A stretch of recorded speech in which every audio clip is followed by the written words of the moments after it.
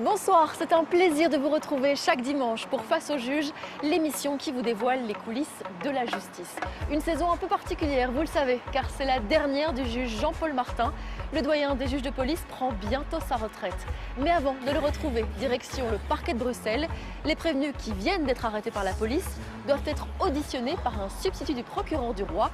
Et c'est lui qui décide s'il les renvoie ou non devant un tribunal pour se défendre face au juge.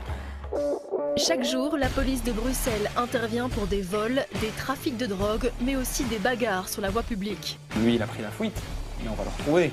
C'est au parquet de Bruxelles que les personnes placées en garde à vue atterrissent. Vous parlez, puis je parle. Monsieur, ça, c'est votre casier judiciaire. Elles doivent être auditionnées par les substituts du procureur du roi. Comment ça se fait que les gens acceptent de se foutre en l'air comme ça? T'as vraiment envie de finir votre vie en prison? Ils sont 4 de permanence ce matin. Inevan Weimers doit entendre Rachid qui a été arrêté pour coups et blessures. Vous pouvez vous asseoir, monsieur. Pendant une livraison de meubles dans un magasin, il a été bloqué par un autre camion qui devait livrer des bonbonnes de gaz. Le ton est monté entre les deux chauffeurs. Qu'est-ce qui s'est passé hier, monsieur? C'était un enlèvement, madame. Un enlèvement de des meubles. charges de voilà, meubles. charges Ok. et déchargements. Le moment que j'ai terminé le travail, les camions de gaz, il est rentré. Alors j'ai descendu, j'ai dit à un monsieur, le chauffeur des camions, s'il y a un moyen, tu me laisses passer. Il m'a dit, tu dois attendre jusqu'à ce que je termine. Je n'ai pas encore commencé le travail. Vous étiez pressé. J'étais un peu pressé parce qu'il faut que je rentre à la base avant midi. Alors il m'a dit, je ne bouge pas, tu vas attendre jusqu'à terminer. Je viens de commencer, tu ne bouges pas. J'ai demandé encore, s'il vous plaît, encore une fois. À ce moment-là que j'ai demandé encore une fois, il m'a frappé comme ça, il m'a donné un coup ici. À ce moment-là, j'ai défendu moi aussi, je l'ai frappé. Ça durait entre 10-15 secondes comme ça. Il m'a frappé, je le frappe, il m'a frappé. Oui. Voilà. Et on a séparé, on a arrêté. L'histoire de la clé, vous pouvez un peu m'expliquer ça? Pendant la bagarre, Rachid est accusé d'avoir utilisé la clé de son camion comme un coup de poing américain. Un acte très grave aux yeux de la justice, il risque 5 ans de prison. Écoute, madame, les clés, quand j'ai bagarré, toujours quand je travaille, les clés dans ma poche. C'est pas possible que tu travailles avec les clés dans les mains. Ou tu utilises un clé comme un poing américain Oui, mais ou quoi que ce je comprends, soit. je sais ce que c'est, oui. Mais j'ai pas utilisé les clés. On a bagarré, comme je t'ai dit, même pas 10 secondes ou 15 secondes. Il m'a donné, je donne et voilà. Vous êtes sûr et certain? Sûr et certain, tu peux même analyser. Rachid nie, mais des témoins affirment l'avoir vu utiliser sa clé comme une arme et la victime présente une plaie à la gorge. Et puis Rachid a déjà été condamné pour coups et blessures. Moi aussi, j'ai pris les coups sur les bouteilles. Voilà. Mais vous avez Mais menacé c'est tout ça. avec la clé? Vous Non. avez eu en main pour dire... Pourquoi? Les Pour clés, elles étaient dans ma impressionner? poche. Oui. Les clés, elles étaient dans ma poche, c'est pas dans mes mains. Le moment des bagarres, les clés, Si on elles étaient dit dans ma autre poche. chose, c'est hein. ça. Et quand on a terminé les bagarres, quand Oui. on a fini les bagarres et tout ça, je mets mes clés sur mes mains. Pourquoi je vais le frapper avec? Oui, je peux m'imaginer pourquoi. Être pressé, c'est une chose, hein, mais vous retrouver dans une bagarre, c'est autre chose. C'est Hein. lui qui l'a commencé, madame. c'est Ah pas oui, moi. mais bon, on n'est Pourquoi pas à la il me récré, frappait? hein. Alors On n'est pourquoi- pas à la récré, hein, monsieur. Pourquoi il me frappait? Pourquoi la police, elle croit monsieur, il ne me croit pas moi aussi? Ça ne sert à rien de vous énerver comme ça. Non, je suis pas nerveux. Non, mais au moment même, hier, Ah oui, hier, ça c'est autre chose. Ouais. hey, ça vaut pas la peine. Hein. Je comprends que vous êtes sous pression, mais vous bagarrer pour déplacer un camion, ça n'a encore jamais aidé. Hein. Le résultat n'a encore jamais été qu'un camion s'est bougé quand les chauffeurs se bagarrent. C'est pas très malin hein, d'agir comme ça. Voilà, vous allez vous en souvenir la prochaine fois et attendre gentiment dans votre camion. Hein. Vous dites clairement que vous n'avez pas frappé avec la clé. Je vais le noter comme ça dans votre audition. Et vous devez aller le 2 décembre au tribunal pour aller défendre votre cause, ok? Rachid reste sur ses positions, mais les déclarations des témoins et les blessures de la victime ne plaident pas en sa faveur. La procureure décide de le renvoyer au tribunal. C'est au tour du collègue de Rachid, présent également sur les lieux, de s'expliquer. Rabat est lui aussi poursuivi pour coups et blessures. Va-t-il confirmer les propos de son ami qui nie avoir utilisé sa clé comme un coup de poing américain? J'ai compris qu'il y a eu un souci avec les camions. Vous voulez passer, monsieur, selon vos dires, ne veut pas déplacer son camion, mais ce qui m'intéresse surtout, c'est ce qui est arrivé après. Après, Il y a eu une altercation, une bagarre. oui, une bagarre. Oui, Ça commence, les deux personnes à engueuler sur le chauffeur, oui, votre collègue, là. Oui. mon collègue. Moi, j'ai Oui. parti chez le camion, j'ai Oui. fait un tour parce que j'ai fermé la porte du camion. Oui. J'ai retourné, Oui. je trouve les deux Oui. contre Rachid. Oui. Qu'est-ce Deux que je contre fais, un. moi? Qu'est-ce que vous faites? Oui. Il bagarre comme Oui. ça. Oui. Moi, je prends un, Oui. je vais séparer. C'est pas frapper. Moi, je frappe pas. Non, Je vous frappe avez aussi personne. donné des coups ou pas? Moi, Oui. non. Non. Moi, j'ai pris un. j'ai séparé, j'ai tiré un, Oui. je tombais moi et Louis. Oui. Il reste l'autre avec l'autre aussi. Oui. Après, ils viennent les travailleurs, Oui. ils séparent. Et comment ça se fait que le monsieur est blessé, qu'il a du sang et tout ça quand la police arrive? Et qu'on nous dit que votre collègue a pris une clé. Qu'est-ce qu'il a fait avec cette clé? Moi, qu'est-ce que je... Vous le savez ou vous ne voulez pas le dire? Non, je ne le savais pas parce qu'après, j'ai vu, oui, le son dans Oui. l'autre chauffeur Oui. ici. Mais je pense, moi, à ce qu'il est... qu'on en a tombé ou qu'on a... Oui, mais ça, c'est ce que vous pensez. Votre fantaisie, ça ne m'intéresse pas. Rabat jure lui aussi que son collègue n'a pas utilisé cette clé pour se battre. Il pense que le chauffeur de l'autre camion s'est blessé à la gorge en tombant durant la bagarre. Est-ce que vous avez vu que quelqu'un a utilisé la clé ou pas? Non. Vous n'avez pas vu. J'ai Ok. pas vu. Donc vous confirmez les déclarations que vous avez faites auprès des services de police. En fait, c'est ça. Vous dites ici la même chose que vous avez dit à la police. Oui, Oui? oui, Rien n'a changé. rien n'a changé. Ok. Donc, vous dites j'ai que séparé. Bon, les témoins disent autre chose, hein, monsieur. Ouais. Vous êtes conscient? Ok. Vous pouvez aller vous expliquer auprès du tribunal le 2 décembre. Ça va? Le 2 décembre. Oui. Des témoins affirment que Rachid et Rabat ont bien provoqué la bagarre et n'ont pas hésité à se servir de la clé de leur camion comme un coup de poing américain. Rabat est lui aussi renvoyé devant le tribunal pour s'expliquer face au juge. Je retrouve les deux collègues à la sortie du parquet de Bruxelles. J'ai pas menti, j'ai dit qu'est-ce qui est passé entre moi et l'autre chauffeur et voilà, on était bagarrés. C'est eux qui commencent, c'est pas nous. Et vous êtes inquiet de vous présenter devant un juge? Non, je suis pas inquiet devant le juge, par contre, je suis inquiet devant mon patron. Comment ça va se terminer? Mais pour la justice, je m'en fous. Ça se termine comme ça se termine, je ne m'inquiète pas pour ça. Mais pour le patron, pour mon boulot, pour l'avenir de mes enfants, oui. Rachid et Rabat ont 1 mois pour préparer leur défense. Ils risquent jusqu'à 5 ans de prison. Ont-ils dit toute la vérité? Réponse plus tard au tribunal correctionnel de Bruxelles. Nous quittons la capitale pour rejoindre Visé et la justice de paix. La juge Françoise Verheugen a une audience particulièrement chargée. N'attaquez pas l'avocat n'y est pour rien. Ils sont des dizaines à vouloir régler leur petit tracas du quotidien, comme Roberto. Il est chauffagiste et une de ses clientes refuse de payer la facture de réparation de sa chaudière. Madame, bonjour. Bon, Galajo Service réclame à madame des travaux de rebranchement d'un boiler d'un montant de 318 €. Et madame conteste. Dites-moi pourquoi. Je conteste parce qu'en fait sur le papier était mis que je devais payer la facture si le boiler remarchait. Or j'ai téléphoné à monsieur pour dire que la Ah chaudière oui, c'est n'a juste, jamais- j'avais reporté. Vous étiez venu et vous aviez expliqué que la chaudière ne fonctionnait toujours pas le lendemain de la visite.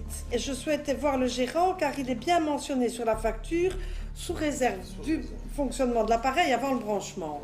Alors, quand on dit sous réserve, ça ne veut pas dire, moi c'est comme ça que je l'ai interprété, sous réserve c'était pour voir, parce que bien souvent les gens nous appellent, on va faire un dépannage, mais après le dépannage n'est pas lié au problème de la chaudière où une pièce a pété, on remplace, mais après il y a un autre problème qui est plus loin et qu'il faut faire venir peut-être un électricien ou autre. Oui, et mais quand si mon vous- technicien est allé sur place... Monsieur, si il vous s'agit- indiquez que vous facturez sous réserve du fonctionnement de Non, l'appareil, non, j'ai ça pas veut marqué donc qu'on dire que facture votre sous facture... réserve, hein. Il n'y a pas marqué qu'on En fait, facture c'est sous que monsieur réserve. Votre facture indique sous Non, non, réserve, vous êtes ambigu là. Voilà, on est dans un problème d'interprétation. Sur monsieur. réserve, parce que c'était déjà un boiler qui était sur place.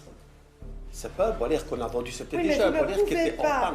Si vous mentionnez ça, ça veut dire que quelque part, vous admettez qu'après votre intervention, il doit fonctionner. Et que s'il ne fonctionne pas, on ne paye pas. La facture de Roberto stipulait qu'il fallait payer les 318 € sous réserve du fonctionnement de l'appareil. Mais la chaudière ne s'est jamais remise en route. La cliente n'a donc jamais payé les frais. Ici, ce que monsieur voulait dire, c'est si ça ne fonctionne pas, c'est un problème de l'électricien. Moi, j'ai fait tout ce qu'il fallait pour que Voilà, ça mais fonctionne. Alors, c'est pas clair. Si la chaudière ne fonctionne pas, c'est une chaudière qui était déjà placée. Il y Le avait boiler, un pareil. souci Vous d'électricité. êtes allé voir, vous n'avez pas... Non, vous c'est un n'avez- technicien. Oui, mais quand votre technicien va faire la réparation, il ne le branche pas. Si, il a branché, mais quand Donc il a ça branché... fonctionnait. Non, je n'ai pas vu le technicien encore, honnêtement. Si lui, il a marqué ça, c'est qu'il y avait un autre souci qui Maintenant, était j'ai- autre qu'à la chaudière et au boiler. Mais Roberto affirme que son technicien a bien réparé la chaudière. Mais c'est quoi les pièces qu'il a changées? Mais que le problème vient du circuit électrique de sa cliente. Alors, pièce chaudière, 190 €, mais on ne sait pas quelle pièce. Et en plus, on me dit qu'on a remplacé sans être sûr que ça fonctionnerait. Non, on a remplacé dans le sens que ça fonctionne. Si on remplace la pièce, c'est qu'on est sûr que ça fonctionne. Et si après ça, il y a un problème qui est plus loin, qui n'est pas lié avec la chaudière. Alors, il fallait noter sur la Maintenant, fiche, hein? Oui, c'est noté qu'il fallait faire venir quelqu'un d'autre. On lui a certainement dit, mon technicien a certainement C'est pas dit ça à qui la est cliente. marqué, hein, monsieur? Ah non, mais il a certainement dit verbalement à la cliente. Ça va, c'est madame, un fait. notez vos explications. Vous ajoutez quelque chose, madame? Là, je suis pas d'accord et je suis surtout fâchée que j'ai jamais eu de rappel et que 2 ans après, j'ai un huissier qui vient toquer à ma porte alors que j'ai jamais eu de rappel de votre part. Voilà. Vous me déposez vos pièces, maître? Oui, il faut que je les aille, sinon ça n'ira pas. Vous ne déposez rien, vous, madame. Ça va. La juge doit maintenant statuer. Va-t-elle donner raison à la cliente qui refuse de rembourser les frais de réparation pour sa chaudière ou à Roberto qui affirme que son entreprise a bien fait son travail mais que la cliente a un problème d'électricité? Vous pensez que la juge va prendre quel genre de décision? Aucune idée. C'est pas moi à prendre de décision, ben, voilà, c'est à elle à le faire. Mais une chose est sûre, que si on va comme ça, ben, la Belgique va très mal. Hein. Voilà. Pourquoi? Parce que c'est pas normal qu'on accepte, alors qu'on fasse des fleurs pour nous autres aussi indépendants, qu'on a dû recevoir notre argent. Hein. Finalement, la juge donnera bien raison à la cliente. Roberto doit faire une croix sur ses 318 €. Mauvaise nouvelle pour notre sécurité. Les infractions au code de la route ont augmenté de 2% l'année dernière. Près de 4 800 000 PV ont été dressés en un an. Ce sont les excès de vitesse qui sont les infractions les plus courantes. Par contre, les gros excès de vitesse, ceux qui dépassent les 31 km/h au-dessus de la limite autorisée, sont eux moins nombreux qu'avant. Dans la salle d'audience du tribunal de police du juge Jean-Paul Martin à Charleroi, c'est vous dont il est question, hein? Les justiciables tentent souvent de trouver une excuse pour éviter une amende ou un retrait de permis. J'étais en 500 mètres de chez moi. Le juge doit trouver le juste équilibre entre la loi et les explications des conducteurs en infraction. Plus vous continuez dans la même direction, et plus on va essayer de vous en dissuader. David a été verbalisé pour avoir conduit sans permis et ne pas avoir assuré sa voiture. Pour faire la preuve de ce que vous étiez assuré au moment des faits. Mais il veut annuler l'amende pour le défaut d'assurance. Il remet au juge des papiers qui doivent prouver sa bonne foi. Alors, vous me donnez quoi? Vous me donnez une carte verte de juin 2015 ici à juin 2016. Donc après les faits, ça. Oui, toujours, c'était toujours bon. J'entendais j'avais vu la carte provisoire et celle-là. Mais oui, mais monsieur, moi ici, vous me donnez une carte verte. C'était Et la carte verte, elle va du 15 juin 2015 au 15 juin 2016. Et donc, après les faits qui nous occupent, qui ont lieu le 31 mars 2015, bien avant. C'est pour ça que je n'avais pas prouvé la faute d'assurance, que je n'étais pas assuré le jour-là. Donc, moi, ce qui m'intéresse, c'est pas l'assurance de la voiture, d'une voiture après les faits, c'est la voiture au moment des faits. C'est celle-là qui m'intéresse.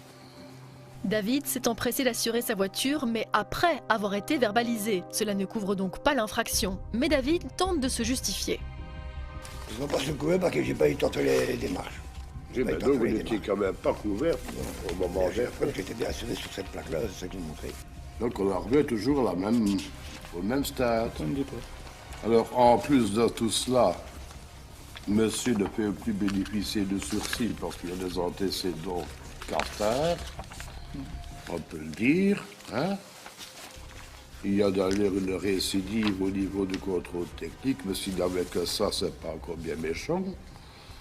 Il y a en plus une récidive spéciale pour avoir conduit étant déchu. Vous voulez directement la corde pour que vous pente? Parce que franchement... Non, la corde, non. Monsieur, quand on voit vos antécédents, vous comprenez que... Hein? Oui, j'ai été condamné avec carte-maille, bracelet électronique du tribunal Charleroi. Parce que c'est la douzaine, hein? C'est même pas... Oui. Il y a 20 condamnations. Et chaque fois pour la même chose, monsieur, en plus conduit étant déchu, c'est pas la première fois non plus, hein? Il y en a au moins 3, si pas 4 de condamnations de conduite étant déchu. Il y en a 4. Ah. David a déjà été condamné 20 fois pour des infractions, dont 4 fois pour conduite sans permis. Eh bien, ça, c'est jamais où, hein, monsieur? Moi, je suis désolé. Hein. David risque cette fois la prison ferme et un retrait de permis à vie. Le juge va-t-il prendre cette décision radicale? Retour au tribunal de police de Charleroi où nous suivons l'audience de David face au juge de police Jean-Paul Martin. David a déjà été condamné 20 fois pour des infractions au code de la route, dont 4 fois pour conduite sans permis. Et il a à nouveau été arrêté pour ces faits. Aujourd'hui, David risque bien le retrait de permis à vie. David a à nouveau été arrêté pour un défaut d'assurance et une conduite sans permis. Monsieur, quand on voit vos antécédents, vous comprenez que... Hein? Oui, j'ai été condamné avec carte maille, bracelet électronique de tribunal de Charleroi. Parce que c'est la douzaine, hein? C'est même pas... Oui. Il y a 20 condamnations. Et chaque fois pour la même chose, hein, monsieur. En plus, conduit étant déchu, c'est pas la première fois non plus. Hein. Il y en a au moins 3, si pas 4 de condamnations de conduite étant déchu. Il y en a 4. Ah. Eh bien, ça, c'est jamais où, hein, monsieur? Moi, je suis désolé. Hein. Je peux rien dire. Hein. Je peux contester contre ça. On veut bien être compréhensif dans une certaine mesure, mais pas n'importe comment, ni dans n'importe quelle circonstance. Hein. Sinon, c'est plus simple. C'est plus ça, exercer la justice, hein, monsieur. Alors, autant se faire marchand de crème glacée, hein, c'est pareil. Hein. Bon, c'est procureur du roi. Je pense que les antécédents et la nature des infractions parlent d'elles-mêmes, donc on va vers l'emprisonnement comme on a. On n'a pas le choix. Je crains. Modéré peut-être encore parce qu'il n'y a pas de sursis possible, mais...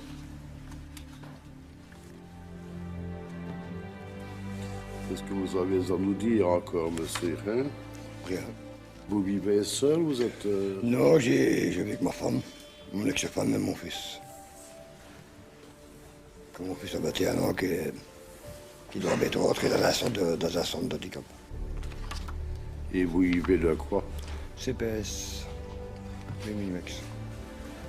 Ah oui, monsieur, mais alors, ne conduisez pas? Je conduis plus pour le moment, j'ai plus de possible. Bah oui, mais monsieur, ce jour-là, toutes les fois que vous avez été condamné, c'est parce qu'il y avait un véhicule dans vos mains? Ah oui, j'avais un véhicule dans les mains. Moi, depuis ce temps-là, j'ai toujours été avec dans mes véhicules maintenant. On ne peut pas dire que c'est une fois par hasard, hein, monsieur. Le procureur du roi vient de rappeler qu'il y avait 20 condamnations. Ouais, sans défaut, du même genre. Vous nous mettez dans une situation pénible, hein, monsieur. Pénible, hein. Qu'est-ce qu'il faut faire avec vous? On va réfléchir à ça en fin d'audience. Situation très rare. Le juge préfère réfléchir avant de donner sa décision. David accumule les problèmes depuis des années. Il risque la prison cette fois et une déchéance définitive. Bon, qu'est-ce qu'on va faire avec le gaillard ici? Le juge va-t-il prendre cette décision aussi radicale? Qu'est-ce que tu veux faire d'autre que de l'emprisonnement? Après réflexion, David est bien condamné à 1 an de prison, 8 000 € d'amende et un retrait de permis à vie. Il a des pages de casier à rallonge. Ils mettront le bracelet électronique. C'est au tour d'André de se défendre. Alors, ici, il s'agit d'un problème de ne pas avoir obtempéré aux injonctions d'un policier qui vous demandait de vous arrêter. Ben oui, il était en train de régler la circulation et donc il vous dit de vous arrêter, ce que vous ne faites pas apparemment. Je peux vous expliquer? Bah oui, vous êtes là pour ça, hein? Oui. C'était au moment des grèves et le contournement de Gosselies était bloqué. Oui, mais il y avait énormément de voitures qui étaient détournées. Oui, j'imagine. Et une policière faisait avancer tout le monde le plus vite possible. Et quand je suis arrivé à la hauteur de la rue Taon, moi je devais normalement tourner à gauche pour rentrer dans la rue Taon. Et alors je lui fais signe que je tourne. Elle me dit non, allez, hop. Alors j'étais pris, je dis, je ne vais pas bloquer la circulation en m'arrêtant, en m'adressant à elle, je vais me mettre sur le côté, et puis après, et comme ça, la circulation continue. Au moment où j'ai tourné, elle a cru que, en fait, je ne l'écoutais pas, Et elle a frappé sur ma voiture. Vous savez, quand j'ai baissé mon carreau, je ne savais plus où j'étais. Et alors je lui dis, je vais ici, au milieu de la rue Taon. Je ne vais pas rejoindre le contournement. Alors elle me dit, pourquoi? Je dis, c'est là que j'habite. J'ai habité là 25 ans. Et à l'heure actuelle, je n'ai plus que mes bureaux. Mais bon, c'était quand même là que j'allais. Et alors elle m'a dit, en tout cas, je vais vérifier si c'est bien là que vous êtes allé. Évidemment, je n'étais pas sur le parking de Baby Kit. J'étais dans mes bureaux, à l'arrière.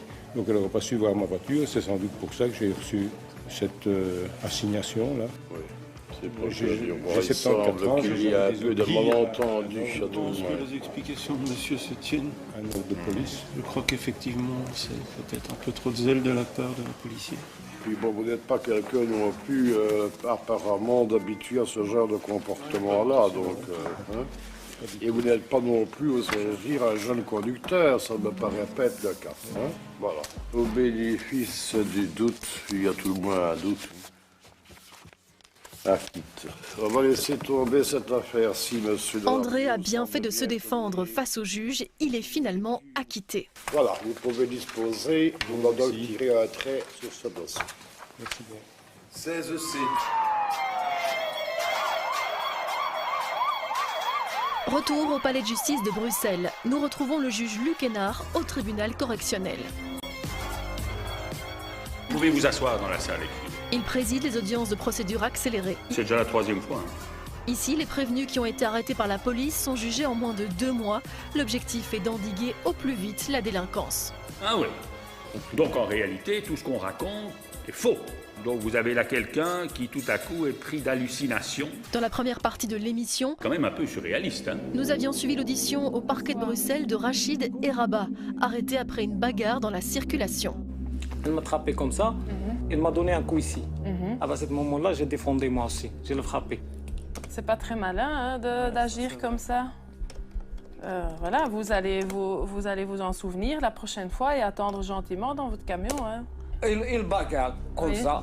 Oui. Moi, je prends un, oui. Je suis séparé. C'est pas frappé. Moi, je frappe pas. Ils sont accusés d'avoir tabassé le chauffeur d'un camion qui leur bloquait la route lors d'une livraison. Réfléchissez bien à ce que vous allez dire au tribunal. Renvoyés devant le tribunal pour ces faits, ils doivent se défendre face au juge. Alors, je vais vous demander à l'un et à l'autre de me relater ce qui s'est passé selon vous.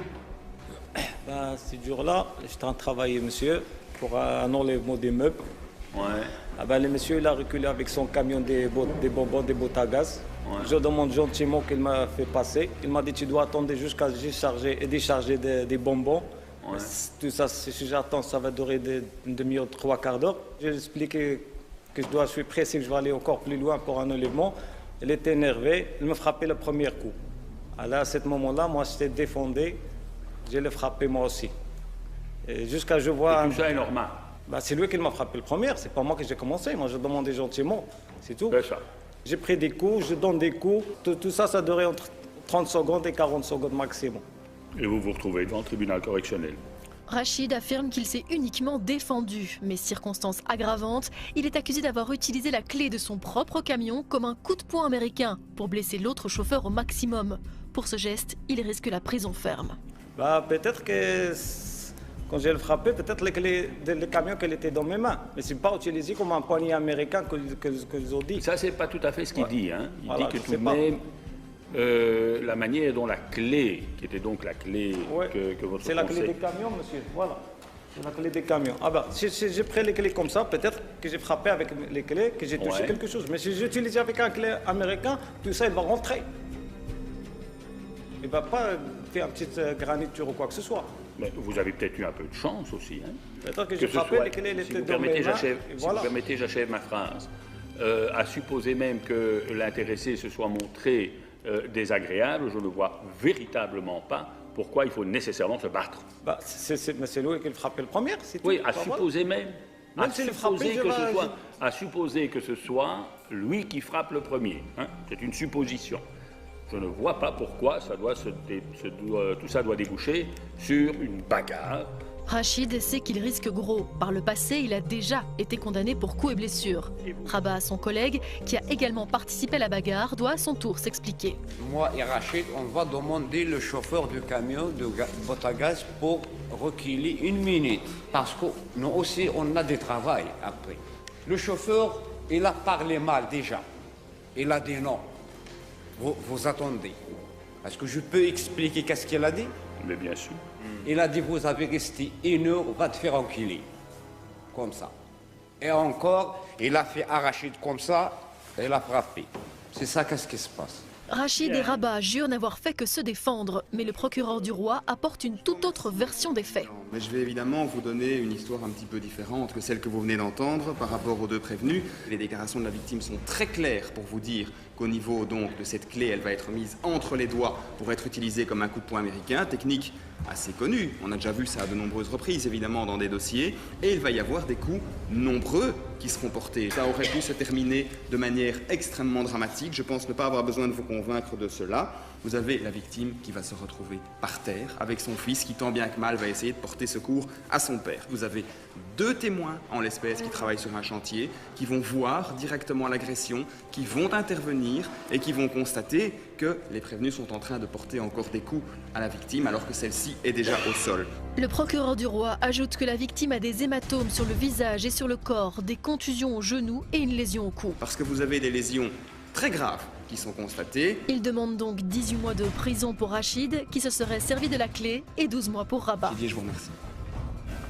C'est au tour de l'avocat de Rachid de prouver l'innocence de son client. Monsieur le Président, il y a un certain nombre, non pas de mystères dans cette affaire, parce qu'il ne faut pas appeler les choses de manière exagérée, mais il y a quand même des interrogations à se poser. Rien ne permet de dire que plus les uns que les autres ont initié cette altercation. J'ai demandé à monsieur qu'ils étaient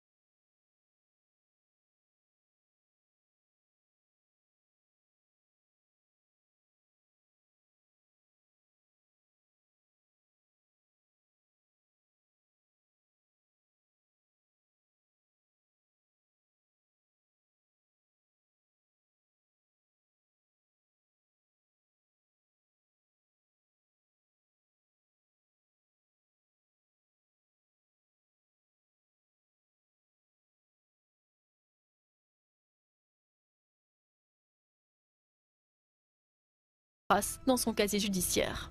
Bonsoir Monsieur le Président, on vient de l'entendre. Pour Rabat, vous avez choisi la suspension du prononcé. Qu'est-ce que cela signifie exactement? C'est la possibilité qui est donnée au juge de dire que les faits que l'on reproche à l'intéressé sont prouvés, sont établis, mais sans prononcer de sanctions, sans prononcer de peine. Si tout se passe bien durant la période que le juge va aussi fixer, ce qu'on va appeler la période de probation, si l'intéressé durant cette période de 3 ans ou de 5 ans, ne se fait plus connaître de la justice, les choses en restent là. Un autre avantage qu'il est important de rappeler, c'est que cette mesure ne va pas entraîner d'inscription au casier judiciaire, au certificat de bonne vie et mœurs. Sans cette inscription, eh bien, la porte du monde du travail reste grande ouverte. Merci beaucoup, Monsieur le Président, pour ces précisions.